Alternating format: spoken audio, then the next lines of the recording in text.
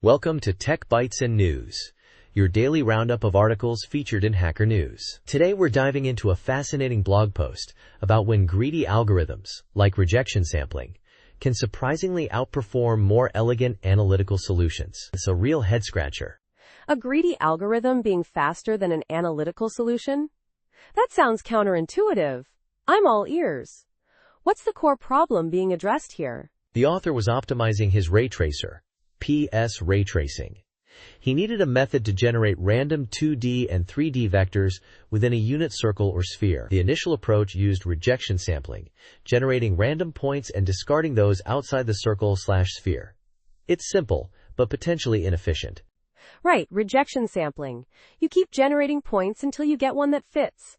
So what's the elegant alternative? The analytical solution uses polar coordinates. Instead of randomly sampling points and rejecting, it directly calculates points guaranteed to fall within the circle/sphere using trigonometric functions and a clever adjustment to the radius distribution to ensure uniform sampling. Sounds much more sophisticated, right? It does. So the analytical method should be faster, right? Because it avoids the potentially wasteful rejection steps? That's what you'd expect.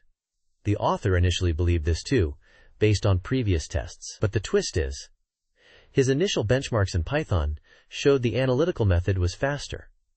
But then things got weird. Oh, I see. So what happened? He integrated the analytical method into his C++ ray tracer, and it was slower.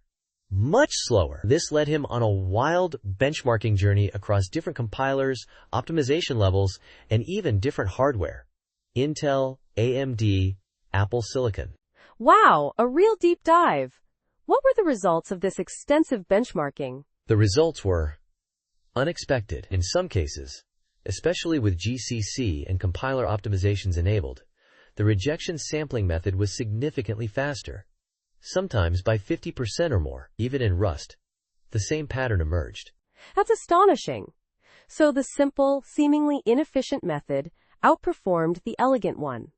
What explains this? That's the million-dollar question. He looked at assembly code, but even that didn't provide a clear answer. The compiler optimizations seem to play a huge role, transforming the code in unpredictable ways. It highlights the limitations of relying solely on theoretical efficiency without rigorous empirical testing. It really underscores the importance of benchmarking, doesn't it? You can't just assume what will be faster.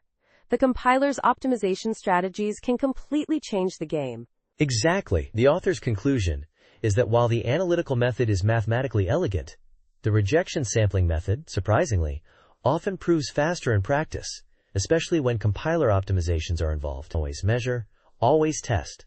A fantastic reminder. So the moral of the story is, don't underestimate the power of a simple, greedy algorithm, and always benchmark your code thoroughly. Thanks for breaking down this insightful blog post. You're welcome. And that's all the time we have for today's Tech Bytes and News. Join us tomorrow for more fascinating discussions. Goodbye. Bye-bye.